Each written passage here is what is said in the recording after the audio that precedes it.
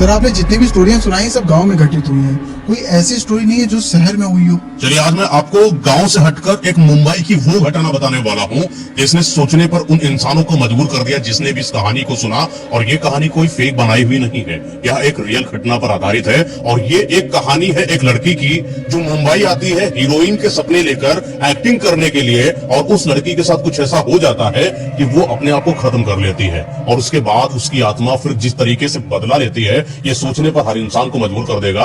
बॉलीवुड का लगभग से लगभग ही कोई ऐसा नेता अभिनेता होगा जिसको इसके बारे में पता नहीं है।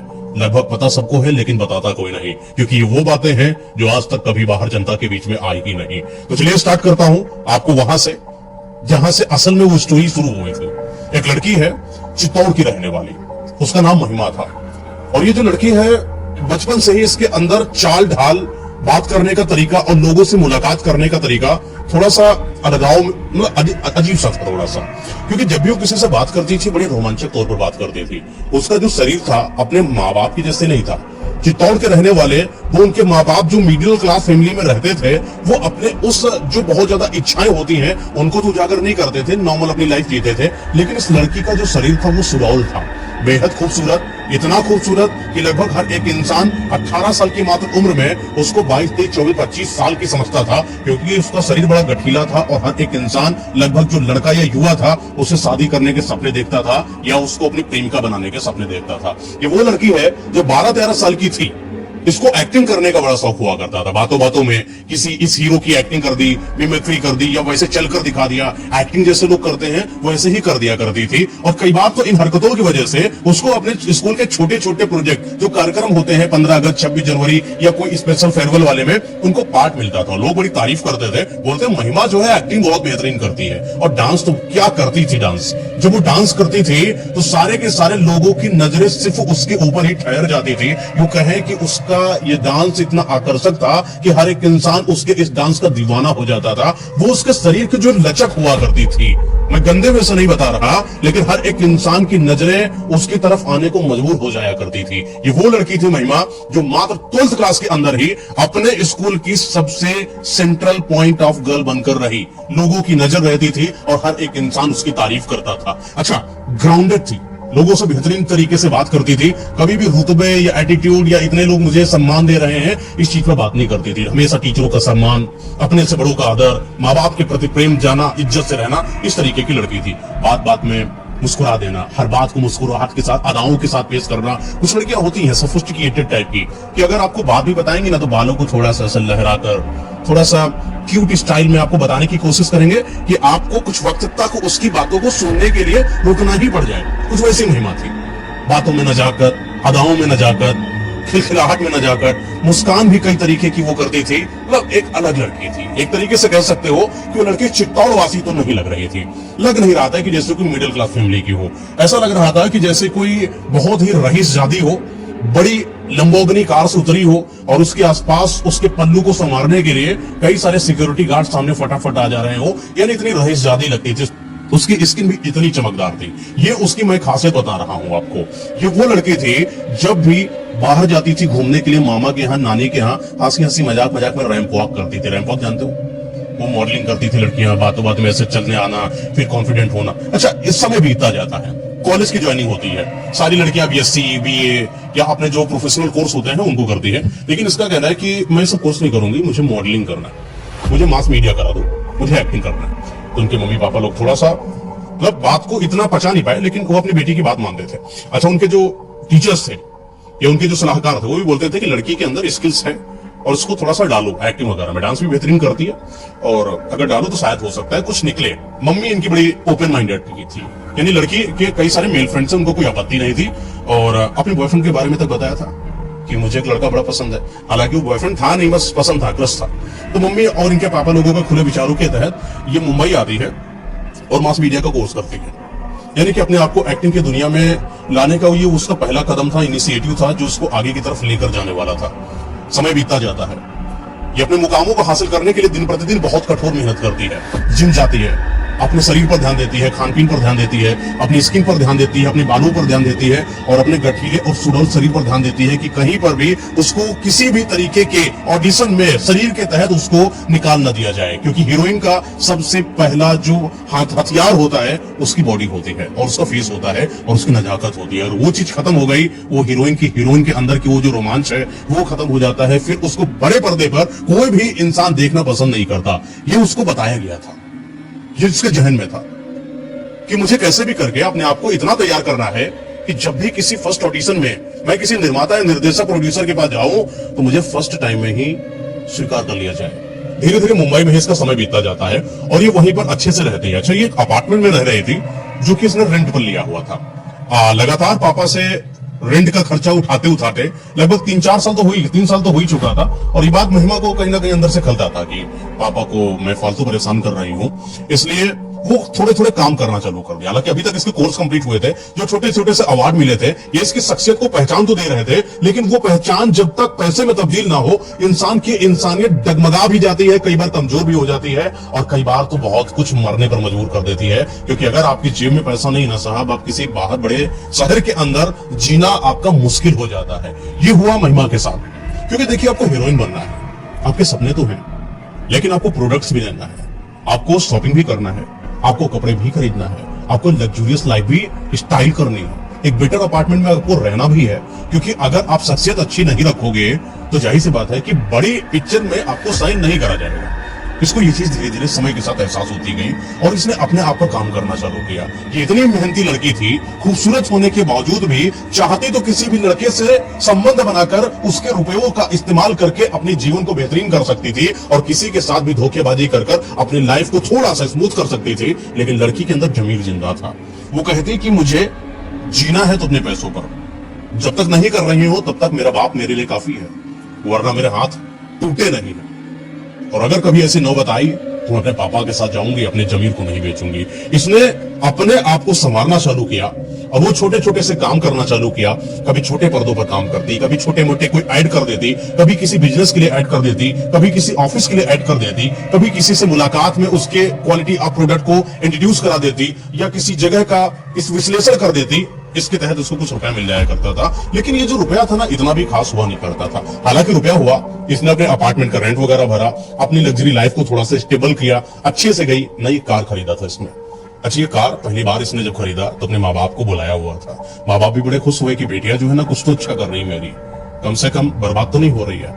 एक बच्ची जो 21-22 साल की हो चुकी है और उसने कार लिया है तो एक प्राउड ऑफ मोमेंट होता है किसी भी फैमिली के लिए। सारे लोग जाते हैं, अच्छे से एंजॉय करते हैं, वहां पर डिनर पार्टी होती है, माँ बाप अपने घर में चले जाते हैं। ये रात में बैठकर सोच रही थी कि जिस तरीके से मैंने अपने मम्मी पापा को बताया तो आज की रात में कि किस तरीके से हीरोइनों की जिंदगी होती है, किस तरीके से माँ बाप को बताया कि मैं आपको चित्तौड़ से लेकर मुंबई में शिफ्ट करा दूंगी, और बहुत सारे सपने भी इसने माँ बाप को दिखाए थे। तो वो सपने इसके दिमाग में घर करते चले गए और उन सपनों को जिंदा करने की बारी है। अब वो समय है जब छोटे मोटे कामों से बात नहीं चलेगी। अगर पूरी दुनिया में मशहूर होना है तो कोई बड़े ना बड़े पर्दे पर आपको आना ही पड़ेगा। महिमा कोई बात बार बार खटक रही थी और लगातार प्रयासों को जारी रखा है इसने। कई लोगों से बोलती कि मुझे कोई अभिनेत्री का अगर रोल हो तो मुझे बताइएगा। लोग भी बोल देते हैं इतनी खूबसूरत, तुमको हीरोइन नहीं कोई बनाएगा, तुम हीरोइन हो। होते ना चाटुकारिता करने वाले इंसान। खूबसूरत लड़की की चाटुकारिता करने पर आज कलयुग है, लगभग सारे के सारे एक्टिव हैं, सारे के सारे मर्द बोलते हैं महिमा हो तुम। धीरे धीरे अच्छा ये सब बातें चलती गई और वही 15 से 20 दिन का समय बीतता है। इसकी मुलाकात होती है एक ऐसी किसी एडवर्टीजमेंट के मामले में गई हुई थी और एक ब्रोकर था जिसका नाम मोहन था। मोहन क्या करता था, लोगों को एडवर्टीजमेंट दिलाता था। जो एडवर्टीजमेंट दिलाता था उसके बिहाफ पर उनसे कुछ चार्ज भी करता था। तो महिमा से उसने कुछ चार्ज करा। अच्छा, महिमा की बातचीत के दौरान महिमा और मोहन की थोड़ी बातचीत हुई। इन दोनों की आपसी जो अंडरस्टैंडिंग है वो सेटल होती गई। थोड़ा मोहन इनको काम दिला देता, ये काम करती, थोड़ा ब्रोकरी हो जाता। इस तहत कभी न कभी मिल लेते, कभी कॉफी कैफे डे पर मिल लेते, तो कभी कहीं मिल लेते, कभी कहीं बात करने चले जाते, कभी किसी साइट पर विजिट कर जाते। कार भी अपनी खुद की महिमा की थी तो कभी कार में वो आ जाता तो कभी ये उसकी कार से चली जाती। तो इस तरीके से दिन प्रतिदिन इन दोनों के बीच की गहराइयां बढ़ती गई और गहराइयों की वजह भी होती है। जब आप बाहर होते हो तो मोहन ने एक बार बातों बातों में बोला कि मेरे संपर्क में कुछ लोग हैं जो मूवी साइन करा सकते हैं, बताओ तो मैं बात करूं उनसे। ये वो समय था जब आज महिमा को ये लगने लगा कि मोहन वो इंसान है जो मुझे सच में हीरोइन बना देगा, ये उसके सपनों को पूरा करने में उसकी मदद करेगा। मोहन की चाहत भी कुछ ऐसे महिमा से खास नहीं थी कि उसके साथ कोई संबंध या रिलेशन बनाने की कोशिश करेगा। एक भाई के तरीके महिमा ने मोहन को माना, बहुत अपना बेस्ट फ्रेंड मान सकते हो या भाई मान सकते हो। हालांकि मोहन की तरफ से कभी कुछ ऐसा महिमा को नहीं दिखाई पड़ा कि उसकी कोई गलत नजर हो महिमा के ऊपर या कोई ऐसी गंदी बात हो तो महिमा को कुछ बुरा लगे, कभी नहीं लगा। महिमा भी उसको एक बहुत ही अपना एक अच्छा दोस्त मानती थी और दोस्ती के नाते मोहन को हर वो चीज शेयर कर देती थी जो उसके दिल में घर करा करती थी। तो इस तरीके से इन दोनों की आपस में बनती गई। अच्छा, एक बार की बात है कि मोहन ने बोला कि महिमा, मैंने बात करी है, एक डायरेक्टर साहब है, दिग्विजय नाम है उनका, और दिग्विजय जी जो है वो आपको पिक्चर के लिए साइन करने के लिए हाँ कर देंगे। मैंने उनको आपका काम दिखाया, चीजें बताई और उन्होंने बोला हाँ ठीक है।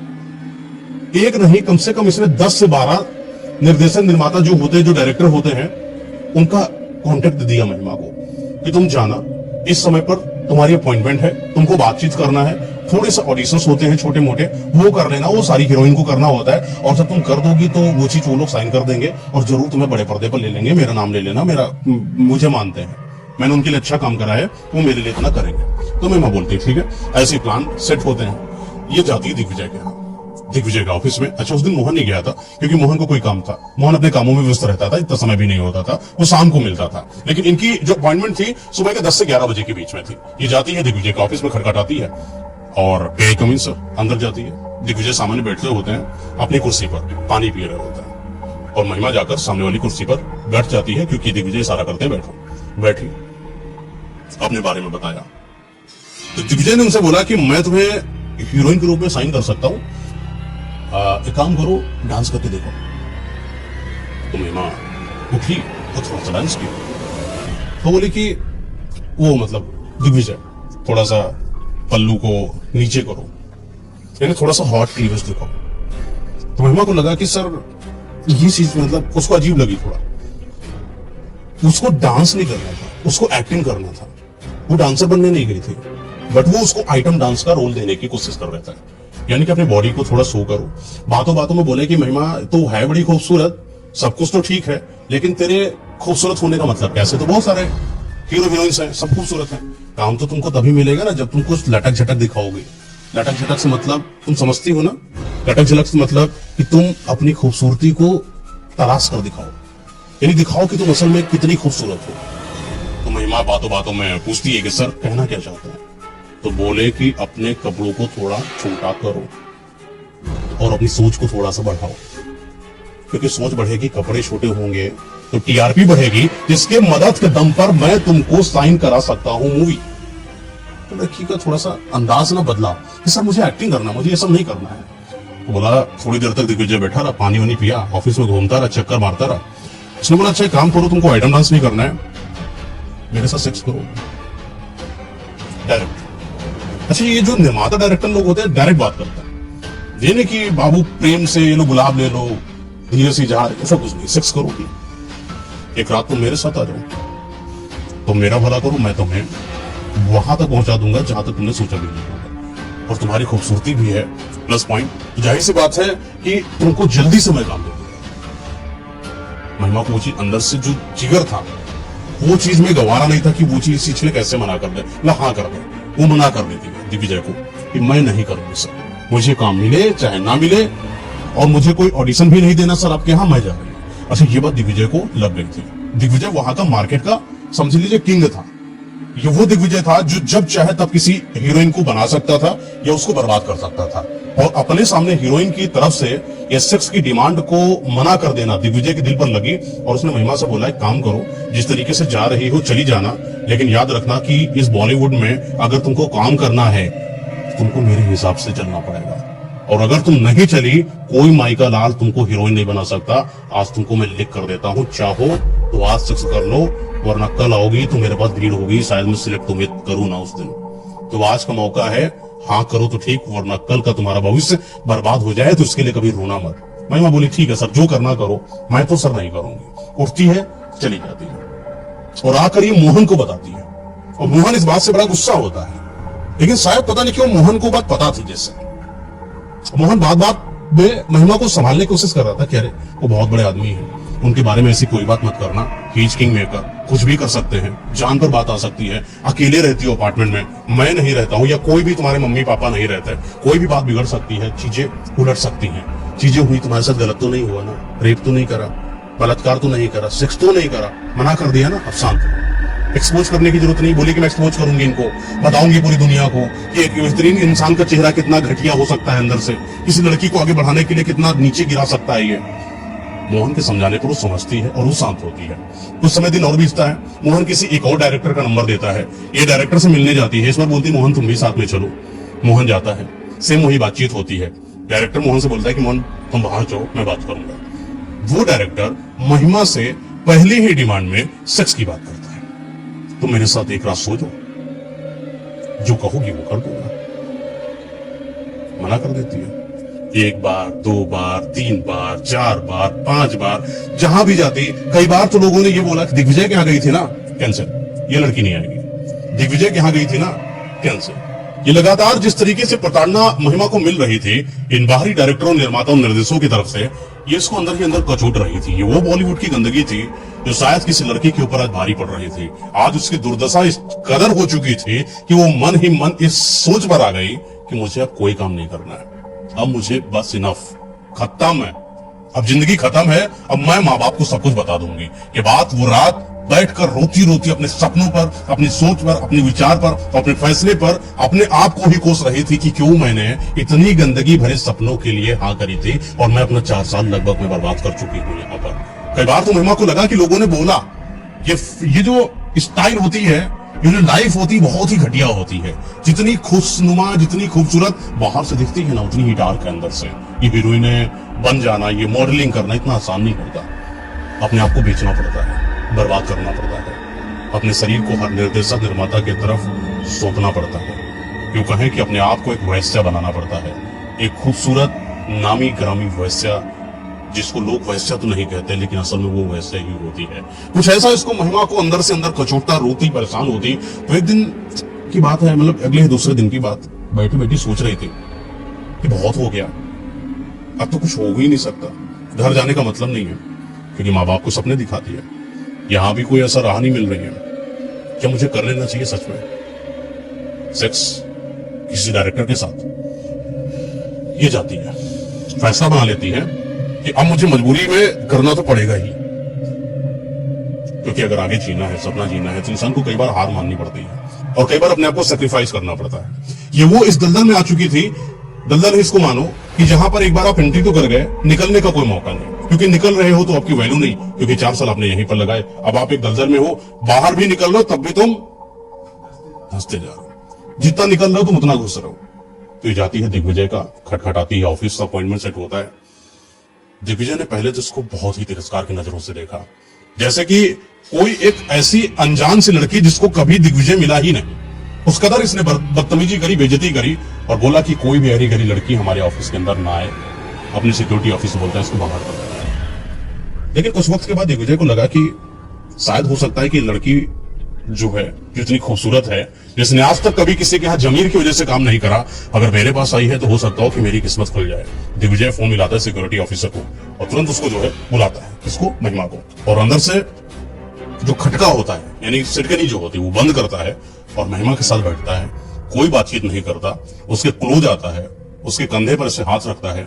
महिमा पहले तो हिचकिचाई थोड़ा, क्योंकि आज तक किसी ऐसे इंसान का उस मतलब गंदी नजर से हाथ उसके शरीर पर नहीं पड़ा था।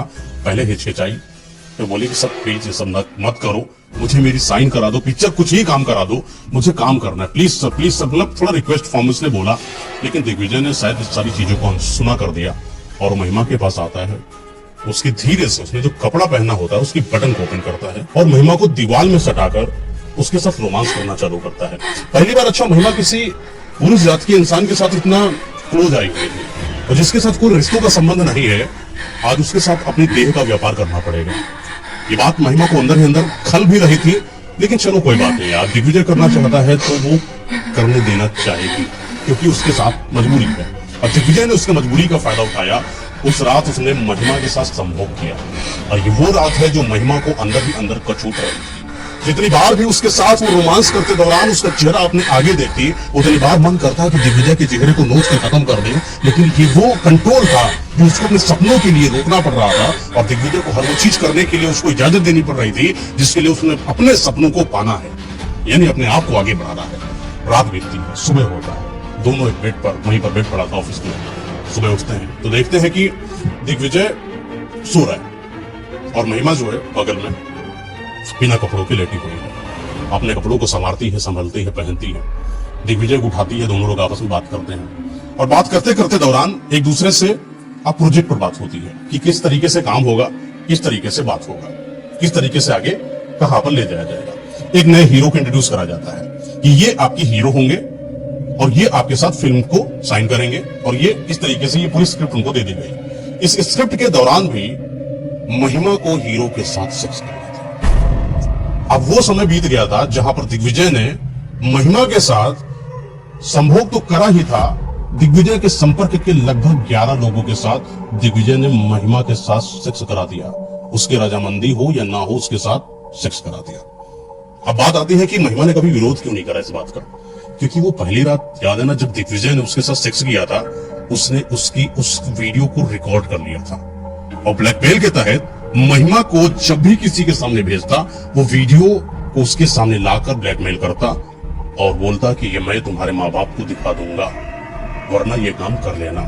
वो ब्लैकमेल, वो इमोशनल टॉर्चर उस लड़के को इस कदर बर्बाद कर गई कि लगभग हर एक पिक्चर की साइन, हर एक हीरो से मुलाकात उसकी सेक्स के बिना होती ही नहीं थी। हालांकि उसने अपना नाम भी बनाया। इस बीच उसकी पिक्चर भी लॉन्च होती है और लोगों को बड़ी पसंद आती है, बड़ी हिट मूवी भी जाती है बॉलीवुड में, अच्छा जाता है, फेम भी अच्छा मिलता है उसको, पैसा भी अच्छा मिलता है, समय के साथ घर भी बनता है। वहीं पर एक नया विला ले लेती है, बढ़िया बढ़िया गाड़ी हो जाती है, लेकिन वो शान शौकत उसके शरीर के व्यापार के तहत ही बनी हुई थी।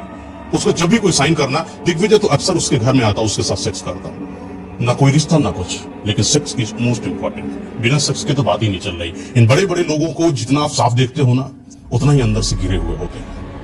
वो बातों में दारू, वो शराब, वो धूत, वो अर्धनग्नता, वो बदतमीजी, वो फुहड़ता, वो इतनी गंदगी थी कि शायद महिमा अब उस कदर बर्बाद हो गई थी कि वो निकल ही नहीं सकती। लेकिन एक दिन की बात है, मम्मी पापा इसके आए होते, अपार्टमेंट ले लिया था, घर ले लिया था। बात करते करते माँ बाप बड़े वो हो गए, भावुक हो गए। भावुक होने की वजह यह थी कि लगातार उसके रिश्तेदार जो है ना इस बात को आकर माँ बाप को अवहेलना करते, आलोचना करते कि तुम्हारी बेटी हीरोइन तो बन गई है, पैसा क्यों, मतलब ऐसा पैसा किस काम का जो किसी के साथ चिपक चिपक कर रहा है।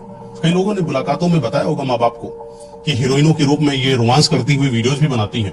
माँ बाप ने भी देखा था अपनी बेटी जो चित्तौड़ की सीधे परिवार की मिडिल क्लास की फैमिली थी, उसने कभी ऐसा सोचा ही नहीं था। यानी कि एक लड़की का किसी गैर मर्द के साथ चिपक कर वीडियो बनाना, एक्ट करना, ये किसी माँ बाप के लिए दिक्कत है, क्योंकि उनको अपनी बिटिया की शादी करानी थी और शादी भी कोई इंसान, सभ्य घर का इंसान ऐसी लड़की से शादी नहीं करेगा। ये बात माँ बाप को करोच रही थी। उस रात एक लंबी चौड़ी बातचीत हुई।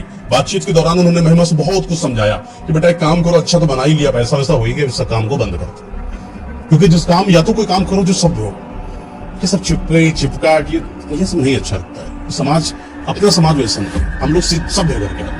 तो महिमा समझाती है अपने माँ बाप को कि ये तो एक्ट है, ये तो दुनिया है, ये तो इसमें चलता है, सारे इसमें करते हैं। अच्छा, माँ बाप ने उस दिन हताश मन से रजामंदी तो दी, ठीक है बेटा जो करना है करो। सुबह होते हैं, एक दो दिन रुकते हैं, वहीं पर फिर वो चले जाते हैं। यूं रात थी कि जब माँ बाप नहीं रहे तो महिमा अंदर से बड़ी परेशान, और आज वो अपने बचपन से लगा करना अपने एकेडमिक स्तर की बात को सोचती है कि किस कदर उसको सम्मान उसकी प्रतिभावान होने की वजह से मिला था, किस कदर वो अवार्ड उसके प्रतिभाशाली शख्सियत और उसकी खूबसूरती और उसकी मुस्कान, उसकी अदाकारा की वजह से मिले थे। वो अवार्ड बार बार उसको चुभो रहे थे अंदर ही खंजर कि तुम तो वो हो जो तुम खुद ही चमक सकती थी, तुमको चमकने के लिए खुद को बेचने की जरूरत नहीं थी। वो रात उसको बार बार इस चीज के लिए खरोच रही थी कि क्यों तुमने ऐसा करा। शायद ऐसा लगा कि महिमा की अपनी ही कोई हमशक्ल सामने आकर उससे लड़ रही हो कि तुम इतनी पागल हो गई शख्सियत के लिए कि तुमने अपने आप को बेच दिया, तुमने अपने आप को दांव पे लगा दिया, तुमने अपना सब बर्बाद कर दिया। कि बात सोचती गई, सोचती गई, सोचती गई, सोचती गई, और इतना सोचती गई, इतना सोचती गई कि उसको अपने दिमाग पर कंट्रोल नहीं हुआ। वो ओवरथिंकर की रात कहो या पूरी दुनिया पलट देने की, महिमा की जिंदगी बदलने की, ये वो रात है। ये रुपट्टा उठाती है और वहीं पर लगे पंखे से लटक कर जान दे लेती है। लगभग 4 या 5-6 दिन हो जाते हैं, उसके सुसाइड हुई लाश को कोई देखने नहीं आता है, क्योंकि बड़े विलों में और बड़े रईस अपार्टमेंट में किसी का आना जाना नहीं होता। तो कई लोग जैसे उनके जानकार होते थे, कामवाली वगैरह आती थी या दूध देने वाले आते थे, तो खटखटाते तो मैडम अंदर से खोलती नहीं, तो लोगों को लगता है कि शायद मैडम कहीं बाहर गई है। 3 दिन, 4 दिन, 5 दिन, 6 दिन, 8 दिन बीतते चले गए, कोई पता जाता नहीं। कहाँ है कहाँ नहीं है। घर वाले भी परेशान कि बिटिया फोन नहीं उठा रही है। लेकिन ये वारदात एक नहीं कई बार हो चुकी है जब बिटिया ने 5-5, 6-6 दिन अपने घर वालों का फोन नहीं उठाया था। तो उनके लिए बड़ी कॉमन सी चीज हो गई थी। और बेटी भी बड़ी हो चुकी है, 29-30 साल की समझदार लड़की है और फोन नहीं उठाती है तो कोई बड़ी बात नहीं। 4-5-6 दिन लेकिन जब बीतते हैं, 6-7 दिन बीतते हैं तो माँ बाप की चीज टेंशन देती है। तो माँ बाप ने मोहन को फोन किया, बेटा तुमको मिली महिमा? क्योंकि महिमा 5-6 दिन हो गया फोन नहीं उठाया। अच्छा अंकल जी ऐसा हुआ क्या? मैं तो दरअसल इस समय यूएसए में हूँ, थोड़ा सा प्रोजेक्ट के तहत आया हुआ था, मैं जाता हूँ, मुझे 2 दिन लगेगा जाने में। वो 2 दिन के बाद यहाँ से वापस से यहाँ आता है और देखता है महिमा को खटखटाता है गेट, लेकिन खुलता नहीं, अंदर से बंद है। कई लोगों से पूछता है, चौकीदारों से पूछता है कि क्या सीन है। माँ बाप को फोन मिलाता है कि देखो किसी रिश्तेदार के यहाँ तो नहीं। सब कुछ पता कर लिया गया, बहुत कुछ जांच पड़ताल हुई, लेकिन महिमा का कोई अता पता नहीं चल रहा था। पूरा दिन सब कुछ मुलाकात हुई, पुलिस स्टेशन में तक इस चीज की अर्जी डलवा दी गई कि लड़की गायब है। पुलिस आती है तो सबसे पहले पुलिस में वहीं के एसआई साहब थे, तो उसने कहा कि काम करो, पहले तो ये दरवाजा खोलो, देखो कि क्या है, कुछ शायद हिंट मिले कि लड़की है कहाँ। दरवाजा अंदर से लॉक था, तो 2-3 लोगों ने धक्का मारा, दरवाजा टूटा। और जैसे ही दरवाजा टूटता है तो अजीब सी गंध नहीं होती है, जैसे किसी मरने वाली लाश की, वो गंध वहां से आना शुरू हो गई। लोगों ने ऐसे ऐसे नाक पर उंगली रखा, बंद किया। लोगों को लगा कि कुछ पता नहीं क्या बड़ी अजीब सी गंध है, शायद किसी ने चिकन तो नहीं खाया। अंदर गए, सारे दरवाजे ओपन थे और एक दरवाजे पर वही लाश उस पंखे पर लटक रही थी, मक्खी भिनभिना रही थी, सड़ रही थी खाल, तो लटक लटक कर थोड़ा सा लटक आई थी। आंखें पूरी बाहर थी, जीभ पूरी बाहर थी, हाथ ऐसे लटक चुके थे जैसे पूरे अकड़ गए हों, शरीर में कोई जान नहीं। 6-7-8 दिन की बासी लाश है, मक्खियां लगी पड़ी हैं, चूहे वूहे तक शायद ऊपर से ऐसी छिपकली नहीं होती है, ऊपर से चढ़वड़ के उसके ऊपर आ गई। तो जैसे जाते डंडा मारते सब भड़बड़ा के इधर उधर भागते हैं और धीरे से उसको उतारते हैं। ये बात माँ बाप को पता चलती है, माँ बाप रोते रोते आते हैं और उस लड़की को वहां से उठाया जाता है और उसके अंतिम संस्कार करा जाता है। ये वो दिन है जब माँ बाप को और किसी को नहीं पता कि आखिर मेरे गए हुए अभी 10 दिन भी नहीं बीते हैं और मेरी बिटिया ने उस दिन इतने अच्छे से बात करी और मैंने ऐसा क्या कह दिया कि उसने फांसी लगा ली। बात बार बार उसकी जो वाइफ थी, पति की यानी कि माँ इनकी, कोस रही थी कि शायद हम लोगों ने ज्यादा बोल दिया लगता लड़की को, इस वजह से उसने अपने आप को कंट्रोल नहीं करा। बातें कुछ भी हो, लेकिन आप गहराई तक कितना पहुंचोगे, गहराई पहुंचने के लिए आपको आसपास होना पड़ेगा और गहराई है नहीं क्योंकि आपकी लड़की बड़ी दूर रहती है। तो बातें थोड़ी सी पता चली कि कभी इसको किसी से लड़ाई हो गई, उस पर थोड़ा केस वेस हुआ, लेकिन उसका कोई मतलब नहीं। माँ बाप भी अब परेशान है कि बेटी खत्म हो चुकी है और वो एक हाउस है जहां पर भी लड़की ने बड़ी शिद्दत से उस घर को खरीदा था और वो घर को लॉक करा जाता है, बंद किया जाता है। माँ बाप भी अपने चित्तौड़ में आ जाते हैं और अपनी बेटी की उन यादों को लेकर सिर्फ पढ़े कि किन क्या के लिए बेटी थी। और रिश्तेदार भी इस चीज का ताना देकर जाते थे कि और करा लिया, बन गए अमीर, बन गई हीरोइन। दूर घरों में जाने वाली लड़कियां वैसे ही बर्बाद हो जाती हैं। लोगों की ताने और अपने अंदर की वो खरोंच इन माँ बाप को जो बढ़ती हुई उम्र के उस तगाजे पर खड़े थे जहां इनको अंदर ही अंदर खरोच रही थी। आज वो घर पूरा बंद है। लगभग 4-5 साल बीत जाते हैं, उस घर को कोई नहीं लेता है क्योंकि वो घर के बगल के लोग रहने वाले इस चीज के बारे में जब भी कोई आता उनसे बातचीत करते दौरान बता देते कि यहाँ पर लड़की ने सुसाइड करा था। और ये वो करते था जब भी कोई इंसान उस घर में जाता, चाहे वो किराए के माध्यम से या बेचने के माध्यम से। कई लोगों ने बोला था इसको बेच दो, लेकिन बिके भी तब ना जब खरीदार है और खरीदार को पता चल जाता कि यहाँ पर सुसाइड हुआ था, तो लोग वैसे इसको नहीं खरीदते थे। समय बीता, 6 साल 7 साल बीतता चला गया, कोई नहीं आया। अच्छा, अब यहां पर इस स्टोरी का पूरा टर्निंग पॉइंट आ जाता है क्योंकि गांव है, मुरदेस नाम का गांव है, नाम थोड़ा सा अजीब है। और उस गांव के रहने वाले बहुत सारे लोग बहुत सीधे हैं और बहुत पढ़ने वाले आदमी हैं। मतलब वहां पर पढ़ाई पर ज्यादा ध्यान दिया गया है। वहां पर एक लड़का है जिसका नाम सुरेंद्र है, उसने अभी जो शादी करी थी, 3-4-5 साल हो गए थे, एक वैशाली नाम की लड़की से शादी करी थी। बहुत ही अच्छी लड़की थी वैशाली। अच्छा, गांव के तौर तरीकों से रहती थी, गाय को चारा देना, गोबर उठाना, भैंस वगैरह उनके घर पर थी, दूध वगैरह निकलवाना, मम्मी पापा यानी अपने सास ससुर की कहीं न हेल्प करना, मदद करना, ऐसे रहती थी। और सुरेंद्र थोड़ा सा काम करने के दौरान उसकी मुंबई में ज्वाइनिंग हुई थी। वो भी पढ़ा लिखा लड़का था, इंजीनियरिंग करी थी, तो कोई इसको जॉब मिल गई थी। अच्छा, जॉब मिल गई तो लड़का भी कूल था और मुंबई में रहता था। इसको भी तलाश थी कि इतने दिन हो गए मुंबई में रहते रहते और लोगों के अपार्टमेंट ले रहा हूँ और पैसा अच्छा खासा हो चुका है, एक घर ले लेता, अगर कहीं सस्ते में घर और मिल जाए सही रेट पर तो मैं उसको ले लेता हूँ। तो सुरेंद्र जो है इधर उधर ब्रोकर से बातचीत करता है, तो एक ब्रोकर मिलता है और ब्रोकर से बातचीत करते दौरान बताता है कि यार एक घर है, लेकिन अगर तुम विश्वास ना करो तो वो तुम्हारे लिए घर है, वरना फिर बेकार है, थोड़ा सस्ता पड़ेगा, मात्र 35 से 40 लाख में तुमको दिलवा दूंगा, हालांकि 1.5 करोड़ की प्रॉपर्टी है। तो बोला इतना सस्ता क्यों, कोई बात है क्या? हाँ, बात बस इतनी है कि एक लड़की ने सुसाइड करा था, और तुमको तो पता ही है कि आजकल के लोग कितने अंधभक्त हैं, कितने सब डरते वरते हैं। बताओ, सुसाइड वाली लड़की है, वो कहां से खा जाएगी? आत्माएं कहीं होती है क्या? और आत्माओं का डर की वजह से कोई वहां जाता नहीं। अगर तुम चाहो तो मैं तुम्हें दिला दूंगा। और उनके माँ बाप भी वैसे वहां रहते नहीं, चित्तौड़ में रहते हैं, और मेरी कई बार बातचीत हुई है, वो 35-40 तक तुम्हें दे देंगे, अगर तुम लेना चाहो तो ले लो। तो सुरेंद्र कहता है कि यार पागल है कोई, आत्माएं कहीं होती है क्या? आत्माएं, और सुरेंद्र को मारेंगी? कौन सी आत्माएं? चलो मुझे दिलाओ चल के।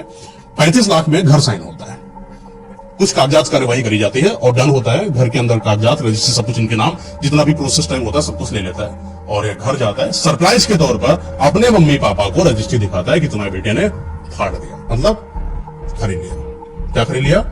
एक घर खरीद लिया। कहां पर? मुंबई में। किसने? सुरेंद्र। बड़े खुश घर वाले, क्यों? घर वालों को क्या पता क्या स्थिति। अच्छा, सुरेंद्र भी अपने मम्मी पापा को नहीं बताता, न वैशाली को, जिसके अंदर ऐसी सुसाइड वाला सीन हुआ था, क्योंकि वो बताकर इस चीज को बखेड़ा खड़ा नहीं करना चाहता, क्योंकि उसको पता है कि गांव की वही रूढ़िवादी परंपरा, जिनको ये लगता है कि भूत प्रेत आत्माएं सुसाइड करने वाली जगहों पर रहती हैं, और ऐसी जगहों पर जाना किसी जान को जोखिम में लगाने के बराबर है ही नहीं। तो सुरेंद्र उस चीज को नजरअंदाज करते हुए प्लानिंग करता है। कुछ दिन गांव में रहने के बाद वैशाली से बोलता है, और मम्मी पापा से आशीर्वाद लेने के बाद वैशाली को, और उनकी बेटी भी थी, बड़ी बड़ी प्यारी बेटी थी, मतलब बहुत चहकदार किलकारी करने वाली लड़की नहीं, छोटी छोटी होती हैं, बहुत ज्यादा बोलती हैं, छोटी छोटी बात। वान्या नाम की लड़की थी, बड़ी प्यारी सी, नाम भी रखा था वैशाली ने, वी से रखा था, और ऐसे अपने नाम से उसने उठाया था, शब्द बदल मिला के। तो वैशाली सुरेंद्र ने उसको उठाकर, यानी कि वैशाली, सुरेंद्र और लड़की तीनों यहां से मुंबई आ जाते हैं। पहली बार वैशाली किसी बड़े घर में, जो कि लग्जूरियस से बना हुआ, 1.5 करोड़ का घर, भाई घर होता है। और थोड़ा सा पहले के जमाने में, आजकल के जमाने में 1.5 करोड़ भले अच्छा ना मिले, पहले की तो बात ही अलग थी। बहुत पहला भी नहीं था, अभी लेटेस्ट ही था। तो वहां जब एंट्री करते हैं, अच्छा, वैशाली जैसे ही उस दरवाजे को ओपन करती है, फर्स्ट टाइम ओपन कर रही है, लेकिन वैशाली को कुछ अजब सा आभास हुआ, उसको थोड़ा अच्छा नहीं लगा। होता है, आप किसी घर में आप एंट्री करते हो, कई बार आपको बड़ा अच्छा लगता है, कई बार थोड़ा अधूरापन सा लगता है। वैशाली के अंदर कुछ तो अधूरापन था, कुछ तो ऐसा संकोच रही थी, जैसे सन्नाटा, बेचैनी, एक डार्क सी साइलेंट जो ची की आवाज दे, हल्की सी, वो सन्नाटा उस घर के अंदर प्रवेश द्वार पर ही। वैशाली ने कहा कि बड़ा थोड़ा सन्नाटा नहीं है, बहुत शांति लग रही है। सुरेंद्र बहुत पागल हो गया, शहर के बीच में इतना बड़ा घर, सोसाइटी पॉश एरिया, यहाँ पर लोग चहकते नहीं है, यहाँ पर लोग शांत रहते हैं, और बड़े लोग शांत रहते हैं, तुम्हारे जैसे बक बक बक बक नहीं करते, लड़ना नहीं यहाँ पर। यहाँ वो अपना घर नहीं है कि चिल्ला रहे एकदम पागलों जैसे। शांति से बोलना, इज्जत से बोला जाता है, और बगल वाले शरीफ हैं, दिखना भी शरीफ हो, गंवार शरीफ दिखना, ऐसे बातों में बातें चलती हैं और लेकर चले जाते हैं। और लड़की जो वान्या है वो भी बड़ी, पापा पापा, अरे वाह पापा, यहाँ पे ये भी है, अरे पापा यहाँ इतना बड़ा तालाब है। पागल, तालाब नहीं, स्विमिंग पूल है, कहीं नहाते वहाते स्विमिंग पूल में, और कपड़े पे बदलते हैं। घर भी बढ़िया फर्निश्ड है, फर्नीचर वगैरह सब लगे, कोई फर्नीचर हटा ही नहीं, कहाँ लेकर जाएंगे, फुल फर्निश्ड करता। घर के अंदर एंटर करते हैं, किचन विचन भी बहुत अच्छी, चिमनी वगैरह सब कुछ लगा हुआ है। तो आज वैशाली भी खुद से उसको खाना वाना बनाने, पहले दिन घर में एंट्री करो मीठा बनाओगे, नियम होता है। और पंडित को भी बुलाया गया कि यहाँ पर जो है सत्यनारायण जी की कथा हो जाए तो मजा आ जाए। तो प्लान पूरा सेट होता है कि सत्यनारायण जी की जो है कथा भी करा दिया जाए, और मीठा तो बन ही चुका है, तो मीठे में कुछ छोटा मोटा लड्डू वगैरह जो होता है वो उस लड़की ने बनाया वहां, यानी वैशाली ने सुरेंद्र के लिए, और माँ बाप भी आए हुए थे, सबके लिए बनाया छोटा। एंड सत्यनारायण की कथा का निर्धारण होता है, और सत्यनारायण कथा करने के लिए पंडित जी आते हैं। उस घर में सारी चीजों की व्यवस्था करी गई, और यह भी बोला गया था कि क्योंकि घर लिया गया है, मीठा वगैरह बन चुका है, हालांकि ये नियम के विरुद्ध होता है। थोड़ा सा होता है कि जब आप किसी घर के अंदर प्रवेश करते हो, तो जब तक कि आपकी जो पूर्व कार्यवाही होती है, जैसे कि आपको पूजन सामग्री से संबंधित या जितनी भी विद्याएं होती हैं, वो करवा लेना चाहिए गृह प्रवेश करने के दौरान। लेकिन इन्होंने उन सब चीजों को ध्यान नहीं दिया, और ध्यान देने वाला एक मर्द होता है किसी भी घर में, या एक महिला होती है, लेकिन सुरेंद्र उस ख्यालातों का था नहीं। सुरेंद्र थोड़ा सा उच्च क्वालिटी के, ऊंचे दर्जे का सोचने वाला था। उसको लगता था ये सब धार्मिकता और ये भूत प्रेत आत्माएं, ये सब बनाया हुआ कुछ रोजगार वालों का धंधा है, कोई मतलब है नहीं। तो हालांकि सुरेंद्र की अपनी सोच, उससे क्या लेना देना। फिलहाल इनके घर पर गृह प्रवेश करने की पूरी तैयारी कराई गई, क्योंकि माँ बाप को फोर्स हो रहा था कि गृह प्रवेश तो करना ही पड़ेगा। सत्यनारायण जी की कथा करने के लिए पंडित भी आते हैं। सोमवार का दिन था, पूरी व्यवस्था कर ली गई। अच्छा, यहां पर कुछ ऐसा हुआ जो पंडित जी लोगों को लगा कि चीजें सही नहीं इस घर में, क्योंकि वो दीपक जलाने के लिए जैसे ही नारायण जी के लिए दीपक रखने गए, और दीपक जलाया ही था कि मात्र दीपक जलाते वक्त ही बुझ गया।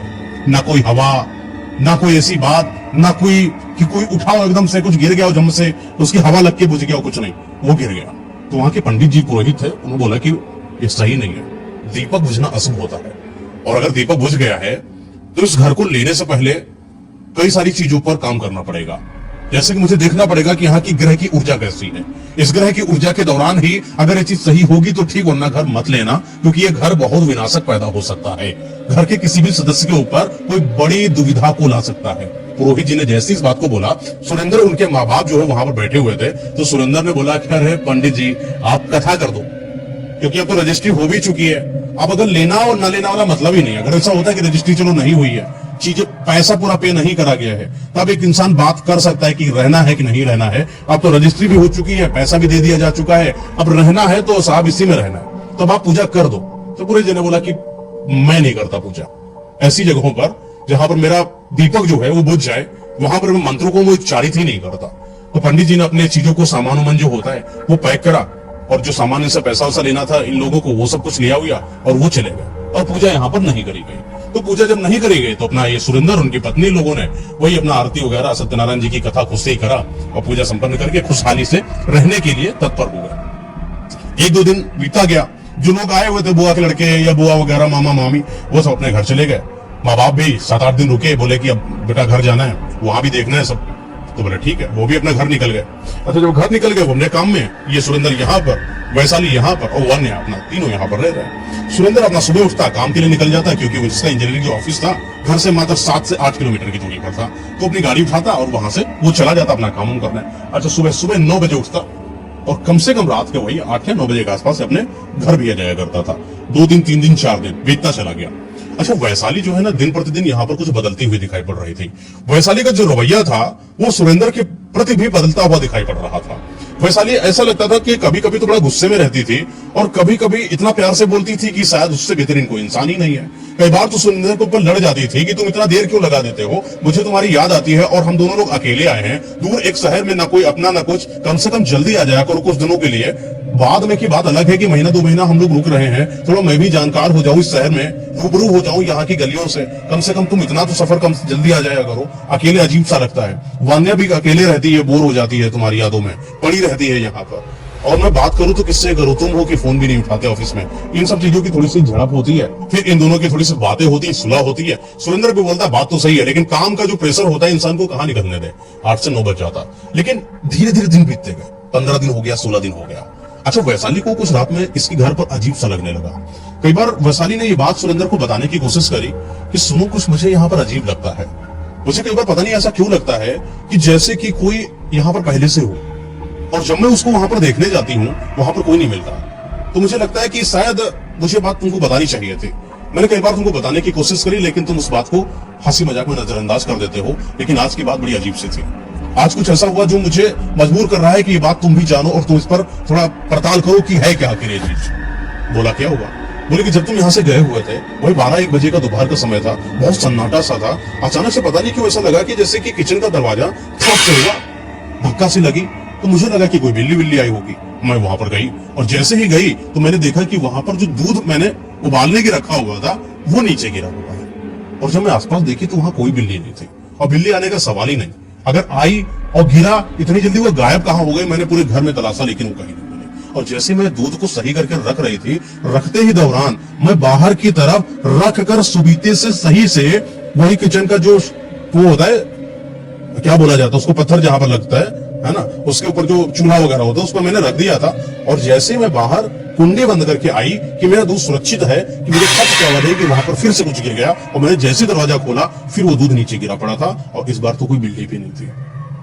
मैं थोड़ा सा सक-पकाई, मुझे डर लगा, अजीब सा लगा मुझे कि अचानक हुआ कैसे। तो सुरेंद्र बोला हो सकता है कि तुमने सही से रखा नहीं होगा, सही एक स्टेबल नहीं रखा होगा, इधर उधर रख दिया, तुमने दरवाजा बंद किया, तेज हवा आई और वो गिर गया। उसने लॉजिक दे दिया। तो लड़की ने बोला अच्छा ठीक है कोई बात नहीं, लेकिन फिर भी मुझे थोड़ा सा अजीब लगने लगा है यहाँ पर। ये बात सुरेंद्र को बताती है, सुरेंद्र उस बात को लॉजिकल पैटर्न से आंसर देकर उसको डिनाई कर देता है। और इस बात को करते करते आराम से लोग बातें करे, खाना पीना खाए, सो गए। फिर वही सुबह की तैयारी, सुरेंद्र अपने ऑफिस में, ये यहाँ पर। अच्छा, ये बात शायद जो सुरेंद्र को उसने बताई थी, ये बात कोई तो था इस घर के अंदर जो नहीं चाहता था कि सुरेंद्र को ये बात पता चले, क्योंकि उस दिन के बाद से, जिस दिन से इसने सुरेंद्र को ये सब चीजें बताई, उस दिन से वैशाली के साथ कुछ अजीब सी घटनाएं घटना चालू हो गई। इसको ऐसा लगता है कि जैसे कोई वॉशरूम में इसके साथ नहा रहा हो, या कई बार तो इसको लगता है कि जो इसकी गहने हैं या जो इसकी साड़ियां हैं कोई पलट जाता है, ये कोई और पहन कर देखता है।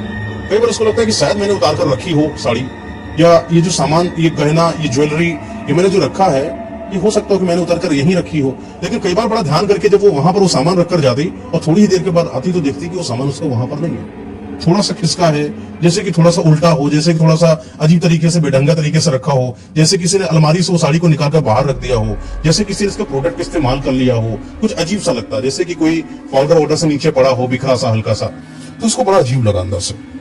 अच्छा, इसके पास कुछ खास इतना भी नहीं था सामान, थोड़ा था कि पाउडर, क्रीम, बिंदी, दुनियादारी, ये तो सबके पास होता है, उतना था इसके पास। धीरे धीरे इसके अंदर कुछ शौक पैदा हो गए कि मुझे भी ना अच्छे कपड़े पहनना है। टीवी लगी थी घर पर, और एक टीवी के अंदर दराज थी, टीवी के नीचे जहां पर टीवी लगी, नीचे वो बनाए जाते ना, उस दराज को उसने खोला तो लॉक था। लॉक क्यों है ये नहीं पता, लेकिन लॉक की जो चाबी थी वो थोड़ी ही दूर पर चाबी भी पड़ी हुई थी, और वो चाबी जो है जैसे उसने लॉक पर लगाकर ऐसे खट से खोला, उसने देखा कि लड़की की कई सारी फोटो जो उसके अंदर रखी हुई है। वो लड़की कौन हो सकती इसको नहीं पता था, और ये जो लड़की थी, जिसकी फोटो जिसके अंदर थी, वो फोटो जिसको अपनी तरफ खींच रही थी, वो फोटोज महिमा की थी, जिसका अपार्टमेंट था। उसने अपनी फोटोज को फोटोशूट वगैरह कराती थी और अपने ड्रॉर में रखा होगा, तो शायद किसी ने उस पर ध्यान नहीं दिया तो वहां पर रखी होगी। तो जब उसने महिमा को देखा, बड़ी इसमें खूबसूरत सी लग रही थी, अच्छी लग रही थी, उसके कपड़े पहनने के स्टाइल, उसकी वो ड्रेसिंग स्टाइल, वैशाली को बड़ी भा रही थी। वो बार बार महिमा के जैसे बनने की कोशिश करने लगी मन में, उसको भी अंदर से ललक पैदा हुई, इतनी प्यारी सी लड़की है, इतने अच्छे से सस्ती संवरती है, मैं भी रहूं। सुरेंद्र आता है रात में, उससे बातचीत करते करते दौरान उसने बताया कि अपने ड्रॉर को खोला और मुझे ये जो है लड़की की फोटोज दिखी, ये कौन है अपने घर पे। तो सुरेंद्र बोला कि हो सकता हो कि जिसका पुराना घर हो, उन लोगों ने मतलब कि इस वाले ड्रेस में रखा और नहीं ले गए होंगे। तो बोले कि ये फोटोज, तो फोटो देखा उस लड़की की, बोला वहीं पर रख दो, पड़ी रहने दो, और आपस में खाना ना खाए, ऐसा अपनी बातचीत हुई। अच्छा, बातचीत करते दौरान वही 10 से 11 बज गया था, 11 बजे का समय था, सब लगभग सो गए थे, वान्या, वैशाली और सुरेंद्र की धीरे धीरे आंख खुलती है, 2:30 बजे का समय होता है, तो देखता है कि बगल में वैशाली नहीं है। वैशाली कहाँ हो, आवाज देता है, तो वैशाली दूर दूर तक आसपास उस कमरे के अंदर तो नहीं है। थोड़ी ही दूर पर उस कमरे से 3 कमरों को छोड़कर एक श्रृंगार रूम था, जहां पर वो तैयार होती थी, वहां पर कपड़े वपड़े भी रखे थे, कोई इंसान तैयार भी हो सकता है। वो देखता है कि वैशाली वहां पर एक बड़े शीशे के आगे बड़े ढंग से तैयार होने की कोशिश कर रही है, अपने आप को संवार रही है, उस गालों पर लगा रही है, बालों को निहार रही है, कपड़ों को पहन रही है, बड़ा इधर उधर हाथ वाथ करके देखती है शीशे में और खुद ही खुश हो जाती। ये चीजें दूर से सुरेंद्र देख रहा था। सुरेंद्र नजदीक जाता है, वैशाली के पास करीब जाकर उसको पीछे से हक करता है, और जैसे पीछे से हक करता है, वैशाली जिसे हड़बड़ा सी गई, सुरेंद्र धक्का दिया कि सुरेंद्र नीचे गिर गया। क्या हुआ, इतनी रात में तुम तो सो रहे थे और तुम अभी उठकर क्यों आए हो? मैंने सोचा कि तुम बगल में लेटी होगी, और जब तुम नहीं मिली तो मैं तुम्हें दौड़ते दौड़ते यहां तक आया, सुरेंद्र ने बोला। और तुम यहां तैयार हो रहे रात में, दिन में तैयार हो जाओ, कहीं जाना है क्या? बोली नहीं। तो रात में तैयार होने का क्या मतलब है? तो वैशाली ने बात को घुमा कर रखा, अरे अपने पति के आगे मैं रात में नहीं तैयार हो सकती तो क्यों, मतलब किसी और के लिए थोड़ी तैयार हो रही है, तुम्हारे लिए तैयार हो रही है, जिससे तुम सुबह उठो और तुम मुझे इतनी खूबसूरत देखो, तुम्हारा दिन बन जाए, इसलिए मैं तैयार हो रही। उसने बात को घुमाया और सुरेंद्र में बात से खुश हुआ। दोनों एक दूसरे को कडल करते हैं और वहीं पर उसको लाते हैं अपने बेड पर और रोमांस करते करते सो जाते हैं, सुबह उठते। अच्छा, ये घटना थी जो रात में वैशाली कुछ अजीब सा नहीं कर रही है। तुमको क्या लग रहा है? थोड़ा लग रहा है ना, अजीब सा कर रही है थोड़ा। पहली बात तो रात के अंदर तैयार होना, श्रृंगार करना, ये अजीब सा है किसी महिला के अंदर। अच्छा, सुरेंद्र की बात थोड़ा खटकी तो, लेकिन वो उसका रोमांटिक अंदाज रोमांचक लगा नहीं। दूसरा दिन बीतता, तीसरा दिन बीतता है, ऐसे सुरेंद्र से बोलती है, एक काम करो ना, मेरे लिए क्रीम ला दोगे, ये वाले मेरे लिए ज्वेलरी ला दोगे। धीरे धीरे प्रतिदिन इसकी डिमांडें बढ़ती चली गई, यानी कि वो खूबसूरती को बढ़ाने के लिए जो प्रोडक्ट्स होते हैं वो वैशाली दिन प्रतिदिन सुरेंद्र से मंगवाती रहती थी। और कई बार तो सुरेंद्र ने वैशाली को मार्केट का रास्ता भी दिखा दिया था, तो कुछ समय के लिए तो वैशाली खुद ही चली जाया करती थी वान्या को लेकर, शॉपिंग कराती, बाहर जाती। अच्छा, इसकी शॉपिंग में वान्या की शॉपिंग कम, सुरेंद्र की शॉपिंग कम, अपने लिए शॉपिंग ज्यादा होती थी। पहली बार ऐसा हुआ कि सुरेंद्र घर पर आया, रात के 10 बजे थे, दरवाजे को खटखटाया और जैसे ही खटखटाया तो देखा क्या कि एक सामने लड़की खड़ी है जो साड़ी नहीं पहने, एकदम वेस्टर्न ड्रेस में, शॉर्ट ड्रेसेस, बिल्कुल एकदम जैसे कोई मॉडल हो, बालों को भी वैसे जूड़ा बना रखा है, दो बालों को साइड से निकाल रखा है और यहाँ पर मस्कारा ब्लश जो होता है वो सब लगाया है। और ये वैशाली है जिसने इतने खूबसूरती से अपने आप को संवारा कि कोई बड़ी मशहूर मॉडल से कम नहीं लग रही थी। सुरेंद्र बोला वैशाली तुम? बोला और क्या मैं नहीं हो सकती क्या? था यार मैं भी तो मॉडल हूं। थोड़ा सा अंदाज में बोलती है और सुरेंद्र को पकड़कर अपनी तरफ खींचती है, दरवाजा बंद करती खुद ही, और उसको उसके साथ रोमांस करने की कोशिश करती है। ये बात सुरेंद्र को थोड़ा सा अजीब लगी। अभी तक जो लड़की गांव की रहने वाली थी, इतनी जल्दी उसको शहर की हवा लग जाना सुरेंद्र को थोड़ा सा खटका कि शायद हो सकता है कि शहर में इतने लोगों को देखती है तो कपड़े पे पहनने का शौक होगा। तो सुरेंद्र ने मना किया कि वैशाली ऐसा मत करो, अच्छी लगती हो तुम जब गांव की तहजीब में रहती हो। मुझे ये सब देखने के लिए या मुझे रिझाने के लिए तुम ये काम मत करो, मैं तुम्हारा अपना हूं। वैशाली बोलती है कि नहीं, मुझे लगता है कि तुम मुंबई में इतनी खूबसूरत लड़कियों को देखकर कहीं उनके दीवाने ना हो जाओ, इसलिए तुम मेरे ही दीवाने रहो। और क्या कमी है कि मुझे देखो मैं कैसे लग रही हूं तुम्हें। तो सुरेंद्र से बातों बातों में नजाकत से उसकी जो नजाकत थी ना वो वैशाली की नहीं बची, वो महिमा की थी। ऐसा लग रहा था कि जैसे वो बालों को धीरे से अंदाज से ऐसे करके लेके आए और सुरेंद्र के पास बगल में बेड में बैठकर उसके हाथों पर हाथ रखकर उसके हाथों को ऐसे सीने पर लगाकर बातें करते करते उसकी आंखों में देखते देखते एकदम खो सी जाए और सुरेंद्र को अपने आकर्षण में मदहोश करने की कोशिश करने लगे। कुछ वैसा उसका बर्ताव होने लगा। वो वैशाली नहीं लग रही थी। सुरेंद्र को किसी भी अंदाज में वो वैशाली का बर्ताव नहीं लग रहा था। ऐसा लगा कि जैसे ये कोई और है, जैसे कोई नई लड़की से उसकी मुलाकात हुई हो, जैसे वो उसकी अपनी पत्नी ही ना हो। इस बीच अगर वान्या बीच बीच में बोलती मम्मी मम्मी तो बड़ी बदतमीजी के तौर पर वान्या को मना करती, चुप नहीं बैठ सकती हो? तो बोला है कि जब मैं और अब पापा तुम्हारे एक साथ बैठे हो तो डिस्टर्ब मत करना। एकदम से चिल्लाई वान्या के ऊपर और फिर से वो सुरेंद्र की तरफ आई, बहुत प्यार से बात करने लगी। जैसे वान्या कुछ हरकत करती वो उसको झटक देती, चिल्ला देती, लेकिन सुरेंद्र की तरफ उसका आकर्षण धीरे धीरे बढ़ता गया। हालांकि पति और पत्नी के बीच में सेक्सुअल संबंध ना हो तो वो रिश्ता ही काहे का। वैशाली और सुरेंद्र के बीच में भी कुछ अच्छे रिश्ते थे फिजिकल, लेकिन वो जो सेक्स करते दौरान वो जो अंदाज वैशाली का रहता था कि सुरेंद्र ही हमेशा इनिशिएटिव लेता था और वैशाली कभी कुछ भी हरकत नहीं करती थी सेक्स करते दौरान। लेकिन इस बार जब वो रात को वैशाली और सुरेंद्र एक दूसरे के साथ संभोग कर रहे थे तो ऐसा लग रहा था कि जैसे वैशाली सुरेंद्र के ऊपर कमांड ले रही है, जैसे कि उसको कुछ नई पोजीशंस के बारे में पता हो, जैसे कि वो वैशाली के जैसे हरकत कर ही नहीं रही थी। वो बात सुरेंद्र को खटक रही थी। हालांकि संभोग हुआ, सुबह हुए, पूछा ऐसे बातों में जब वैशाली उस तरीके के भाव से अलग होकर, यानी रोमांटिक माहौल से अलग होकर नॉर्मल एक लड़की के तरीके बर्ताव कर रही थी, सुरेंद्र ने वैशाली से पूछा कि आज रात में तुम बड़ा मूड में थी, बड़ी अलग सी लग रही थी, कहां से सीख रही हो सब? तो वैशाली बोले नहीं, तो वो बिल्कुल एकदम नॉर्मल बिहेव कर रही थी। उससे बोला कि तुमने शॉर्ट ड्रेस पहना था? वैशाली बोले नहीं, तो मैंने कहाँ पहना था? बोले तुमने शॉर्ट ड्रेस पहना था, बढ़िया जूड़ा पहना था, ये सब मॉडल्स वगैरह तरीके बन रही थी, तुम ऐसे लचक लचक के बात कर रही थी, रैंप वॉक कर रही थी, तुम हमें चला के दिखा रही थी और तुमने अपने सीने, मेरे सीने पर अपना पैर रख दिया था तुमने। इतना तो तुम एक्टिव नहीं थी वैशाली बोलती मैंने ऐसा कुछ करा ही नहीं था, पागल हो क्या? सपने में देखा करते हो क्या? मैं क्यों करूंगी ऐसा? मैं तो तुम्हारा सम्मान करती हूँ, मैं सीने पर पैर, पागल हो? तो सुरेंद्र ने सोचा कि एक वैशाली है, हो सकता हो कि मूड में हो, उसने ऐसा कुछ कर दिया हो, अब डिनाई कर रही, शर्मा रही है। तो सुरेंद्र ने उस बात को लाइटली लिया, काम धंधा सब चल गया। एक दिन बीतता है, फिर धीरे धीरे समय बीतता है, इसके रोमांस और भी खतरनाक होते जाते। वैशाली और भी ज्यादा एकदम अपने आप को खूबसूरत बनाती चली जा रही थी। समय के साथ ऐसा सुरेंद्र को लगने लगा कि वैशाली बहुत खूबसूरत हो गई है, उसके अंदर मॉडलिंग एक्टिविटी होने लगी है, वो गांव की अब वैशाली नहीं बची है। ऐसा लगा जैसे शहर की कोई अदाकारा हो, जैसे उसके अंदर किसी अभिनेत्री ने प्रवेश कर लिया हो। उस कदर से उसका शरीर की बनावट भी धीरे धीरे सुडौल होती जा रही थी। वो जो हल्की सी मोटी थी अपने आप को एक्सरसाइज करने पर फोकस करने लगी, अपने स्किन केयर करने लगी, बालों को बड़ा फोकस करती, अपने शरीर पर ध्यान देने लगी। दिन प्रतिदिन बीतते गए, महीना 2 महीना नहीं बीता है, लड़की बहुत खूबसूरत हो गई। वैशाली इतने खूबसूरत हो गई कि सुरेंद्र को लगा कि ये मेरी अपनी वाइफ कहीं मेरे हाथों से ही ना चली जाए। तो उसके ऊपर वो कमांड करने की कोशिश करने लगा। कई बार उसको बोलता है कि तुम ये सब कपड़े मत पहना करो, साड़ी बड़ी पहना करो, अच्छी लगती है साड़ी, लड़कों को बड़ा अच्छा रहा। लड़कियों को रोकने का सबसे बढ़िया तरीका, कुर्ती में अच्छी लगती हो तो बाहर ना जाए, वो बोलता है वैशाली से। एक दिन की बात है, ये अपने ऑफिस में बैठा हुआ था, लंच का समय था।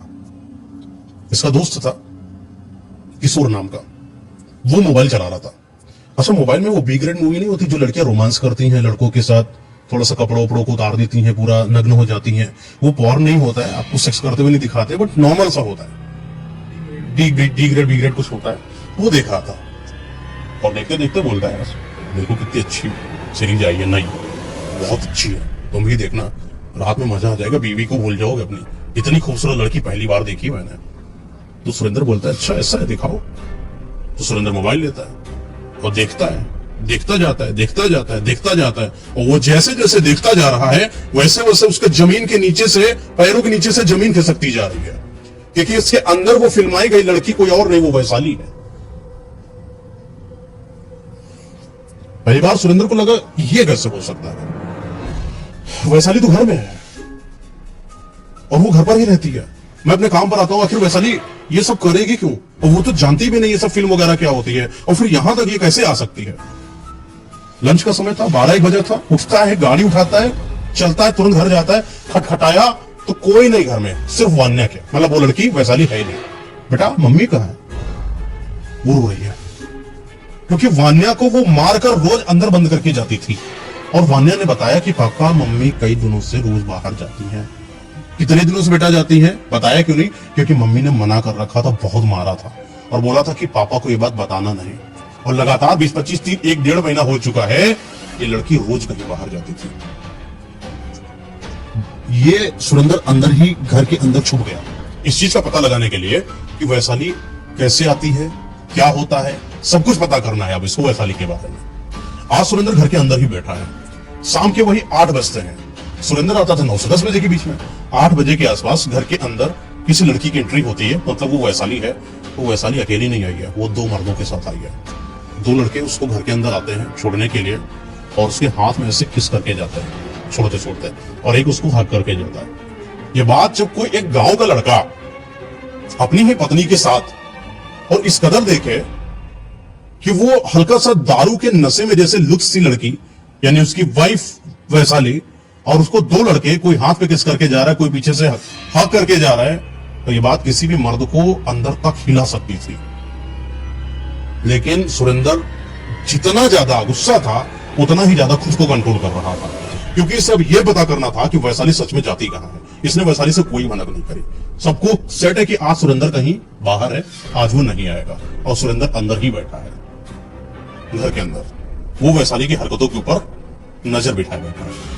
वैशाली को बताया फोन करके कि आज मैं नहीं आऊंगा, आज मैं थोड़ा सा बाहर हूं। 10 नहीं बजता है, 11 नहीं बजता है, एक बाहर से बेल की आवाज आती है, एक आदमी आता है, और वो बड़ा ही फेमस निर्माता है इंडस्ट्री का, जिसके बारे में सुरेंद्र भी जानता है, जो बहुत ही फेमस, जिसका नाम दिग्विजय है। वो एंट्री करता है, और एंट्री करते ही वैशाली के साथ रोमांस करना चालू करता है। और फिर वो रात जितनी हसीन थी दिग्विजय के लिए, उतनी ही ज्यादा दुख से भरी थी सुरेंद्र के लिए। वो दूर कमरे के किनारे होल से अंदर के दृश्य को देख रहा था, जहां दिग्विजय और वैशाली अंतरंग होकर संभोग कर रहे थे एक दूसरे के साथ, और वान्या दूसरे कमरे में बंद सो रही थी। सुरेंद्र का दिमाग खराब हुआ, और वो दरवाजा खटखटाता है, और जैसे ही दरवाजा खटखटाता है तो पता चला दरवाजा बंद भी नहीं था, अंदर जाता है, हाथ में लोहा था उसके, और जाकर दिग्विजय को वहीं पर मार देता है।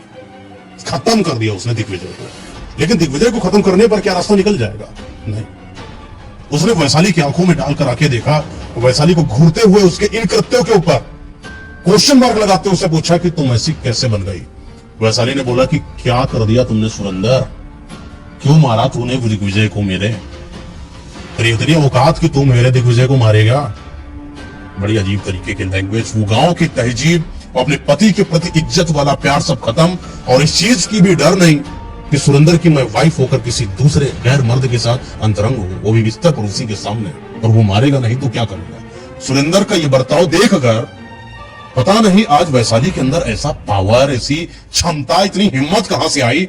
उसने वहीं पर खड़े होकर सुरेंद्र को तमाचा मार दिया, और ये वो तमाचा था जो सुरेंद्र को पुरानी सारी बातों को याद करा दिया कि क्यों लड़कियों को गांव से शहर नहीं लाना चाहिए, क्यों लोगों ने मना करा था कि शहर में क्या जरूरत है ले जाने की, अपनी वाइफ खुश तो है। लेकिन सुरेंद्र ने सब कुछ हटाकर उसको सिर्फ माना था, अपनी पत्नी को इज्जत दी थी, उसके सहारे वान्या को और घर को छोड़कर फ्री माइंड से काम करने के लिए जाता था।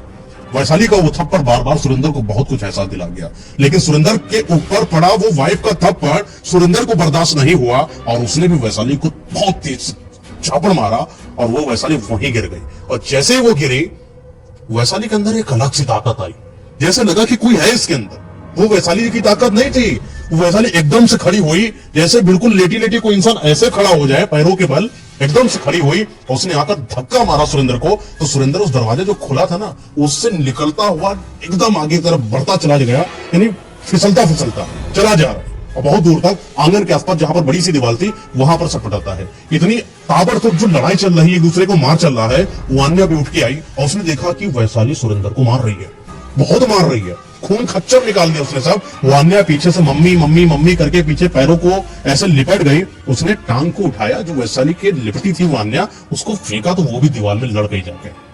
ये चीज सुरेंद्र देखा और वो भी कहीं ना कहीं अब सब कुछ बर्बाद होते दिख रहा है। वैशाली मार रही, वान्या को भी लग चुका है।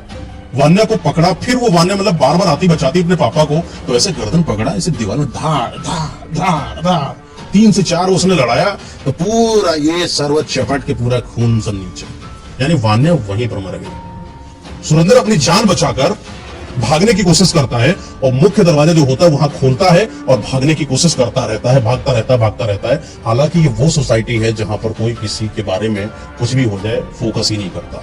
ये वो रात, ये वो मंजर जहां पर एक लाश दिग्विजय की उसके कमरे में, एक लाश उसकी वान्या की और खुद लथपथ वैशाली के हाथों से मार खाया सुरेंद्र भाग रहा है सड़कों पर।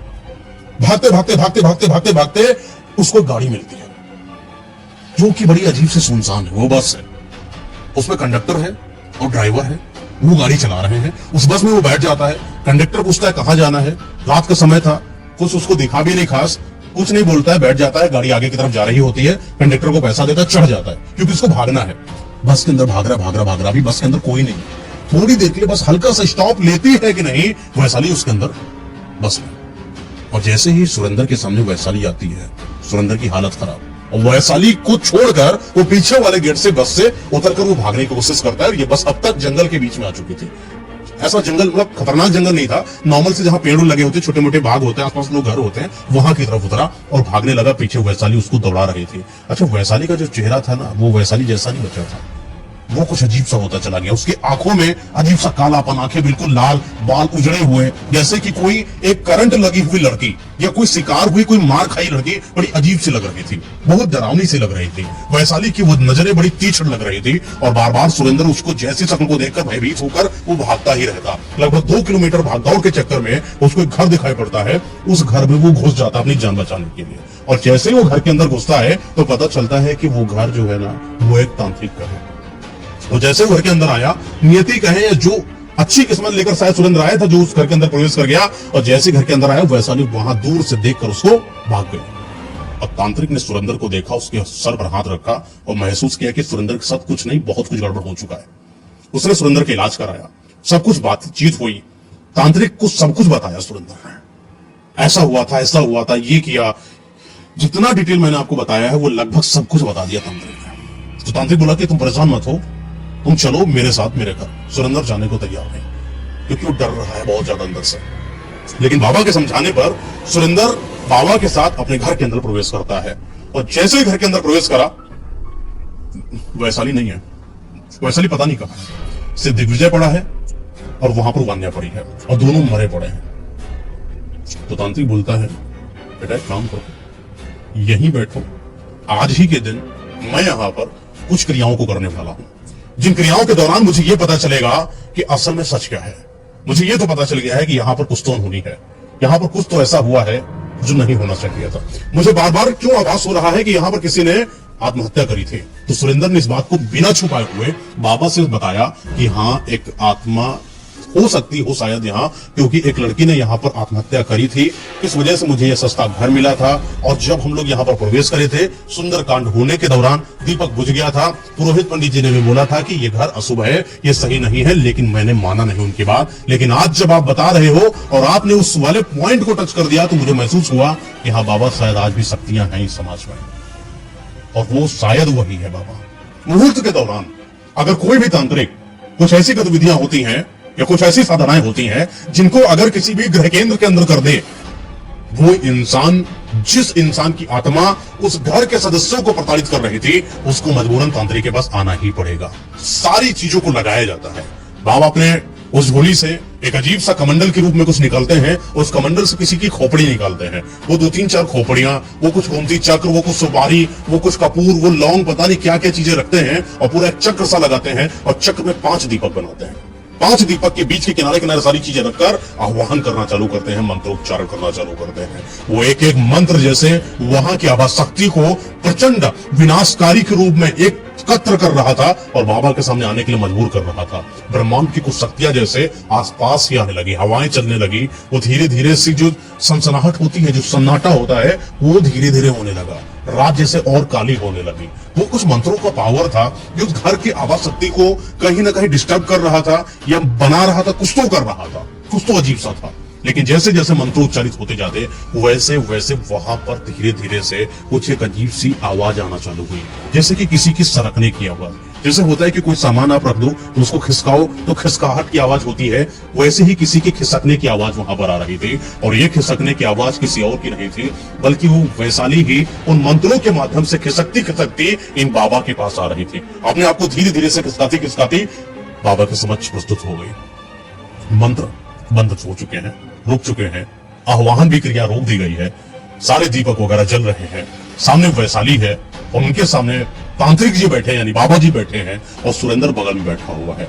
दिग्विजय और वान्या की लाशों को किनारे रखा गया और उन लाशों के ऊपर भी कुछ बाबा ने क्रिया करी और उस क्रिया करते दौरान जैसे वो क्रिया करते जाते वैसे वैशाली तड़पती जाती। बार बार वैशाली चिल्ला रही थी, जैसे कि उसको कोई छोड़ दे, इस चीज की आग्रह कर रही थी। बार बार अपने आप को छुड़ाने की किसी चीज से कोशिश कर रही थी। वो अदृश्य कौन सी शक्ति थी ये कुछ दिखाई नहीं पड़ रहा था सुरेंद्र को। बस इतना महसूस हो रहा था कि जैसे वैशाली को कोई चकोट कर काट रहा हो या किसी आग में जल रही हो। बार बार उसका शरीर झुलसने को तैयार जैसा लग रहा हो कि कोई खरोच रहा है, कुछ तो अजीब सा लग रहा उसको। वैशाली तड़प रही थी। बाबा ने अंदर से कुछ निकाला कमंडल से, ऐसे मारा तो वैशाली तड़पने लगी। बाबा ने बोला, कौन हो तुम, बाहर आओ। वैशाली बोली अंदर से ही, मैं जो भी हूं मैं वो हूं, तुम मुझे मत जानो, तुम दोनों के दोनों यहां से चले जाओ वरना मैं सबको मार दूंगी। मेरे अंदर की वो आग है जो अब तक शांत नहीं हुई है और जब तक मैं वो शांत नहीं करूंगी मैं नहीं जाऊंगी। तो बाबा बोलते, कौन हो तुम? बोली, मैं महिमा हूं। अपने बारे में बताती है, बातचीत करती है, सब कुछ बताती है अपने बारे में कि किस तरीके से मेरे साथ डायरेक्टरों के द्वारा करी गई बदतमीजी की वजह से मेरी जिंदगी तार-तार हो गई थी। मुझे अपने शरीर को बेचकर देह व्यापार कर कर अपने आप को मशहूर करना पड़ा और ये वो जो मशहूर हुई हूं मैं, उसके बाद जो मेरे अंदर ही अंदर जो मेरा मन कूढ़ा है, इसकी वजह से मैंने फांसी लगाया। दिग्विजय को तो मैंने मार दिया है, लेकिन एक और इंसान है जो हीरो है आज बॉलीवुड के अंदर। उसने भी मेरे साथ गलत काम किया था, उसने भी मेरे साथ सेक्स किया हुआ था और जब एन मौके पर बात आई, मेरा कुछ प्रोजेक्ट चल रहा था, उसने मेरा साथ नहीं दिया। अब मैं उसको मारूंगी नहीं जब तक, तब तक कि मैं शांत नहीं बैठूंगी। मैंने वैशाली के अंदर प्रवेश किया, मैंने वैशाली को मॉडल बनाया, मैंने वैशाली को हर एक उस इंसान को मिलाया जिससे मैं उस इंसान तक पहुंच पाऊं। लेकिन वैशाली अब तक इस चीज में तैयार नहीं हो पाई या सक्षम नहीं हो पाई कि वो बड़े हीरो तक पहुंच पाए जिसने मेरे साथ गलत करा था कुछ वर्ष पहले। आज तो बड़ा फेमस हो चुका है, मुझे उसको मारना है, खत्म करना है। जब तक मैं नहीं खत्म करूंगी तब तक मैं शांत नहीं बैठूंगी। तो बाबा ने बोला कि बेटा सुरेंद्र, इसकी इच्छा अगर नहीं पूरी करी गई, जिस तरीके की इच्छाएं हैं, अगर कोई एक इच्छा की चाहत रखने वाली आत्मा होती तो मैं उसको कंट्रोल कर लेता। इसकी इच्छाएं एक नहीं है, इसकी इच्छाएं बहुत हैं। ये बहुतों को मारना चाहती है या फिर सिर्फ एक को मारना चाहती है, और जिसको मारना ये चाहती है वो बहुत ही नामी ग्रामी आदमी है, और अगर उसको मारा नहीं गया ये तुम्हारी वैशाली को नहीं छोड़ेगा। तो तांत्रिक वैशाली के शरीर के अंदर महिमा की आत्मा से वादा करता है कि तुम वैशाली को छोड़ दो, मैं सुरेंद्र के माध्यम से या अपनी क्रियाओं के माध्यम से उसको मरवाऊंगा, और अगर मैंने मरवाया ना तो तुम जाकर वैशाली को खत्म कर देना। सुरेंद्र भी इस चीज से एग्रीमेंट करता है, हाँ करता है। वादे पर बात चलती है, वो वैशाली को छोड़ती है और वो कहीं हवा में ही अदृश्य हो जाती है। लेकिन यह था कि अगली अमावस की रात के पहले अगर वैशाली को जिंदा पाना है तो तुम्हें उस इंसान को मारना होगा। और जैसे वो निकलती है वैशाली अपने नॉर्मल हालत में आ जाती है। वो वैसी ही सुशील सी सीधी सी लड़की जो गांव की थी, उसने अपने आगे वान्या को खत्म होते हुए देखा वो अपने को संभाल नहीं पाई, रोती रोती बेहोश हो गई। वो मातृ प्रेम उसका इतना ज्यादा जागृत हो गया कि अपनी बच्ची को अपने आंखों के सामने मरता देख अपने आप को संभाल नहीं पाई। और बगल में पता नहीं किसी की लाश पड़ी थी, वो तो नहीं जानती थी वो किसकी है, क्योंकि वो महिमा की अंदर की आत्मा ही जानती थी कि वो दिग्विजय है, उसके लिए तो वो अननोन थी। वैशाली वहीं पड़ी बेहोश। सुरेंद्र उसको हॉस्पिटल लेकर जाता है, उसको संभालता है और उस दिन से उस तैयारी में जुट जाता है कि वो हीरो को मार दे। लेकिन वो हीरो तक पहुंचना इतना भी आसान नहीं था।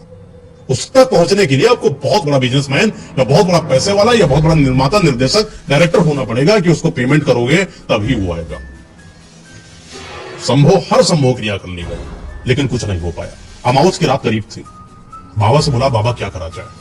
तो बाबा बोले, बेटा सबको तैयार कर ली तुमने, मरवाने की कोशिश कर ली। इन्होंने सब शूटर वूटर भी रख लिए थे। इसने बोला सब में बर्बाद, अपनी वैशाली के लिए सब बेच दूंगा मैं। 20-25 लाख रुपए का शूटर वूटर भी हायर किया था कि वो जाकर हीरो को खत्म कर दे। लेकिन हीरो की इतनी तैनात सिक्योरिटी थी कि उसने मतलब शूटर ने हीरो का बाल बांका भी नहीं कर पाया। हालांकि शूटर के पास इतना रुपया नहीं गया था, 5-10 लाख रुपए इन्वेस्ट किया था इसने, बाकी बचा हुआ रुपया मरने के बाद मिलना था, लेकिन मरा नहीं। अमावस की रात तीसरे दिन ही थी आने वाले।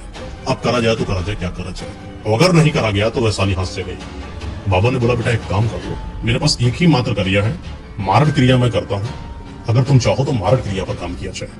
बोले, बाबा ये कैसे होगा?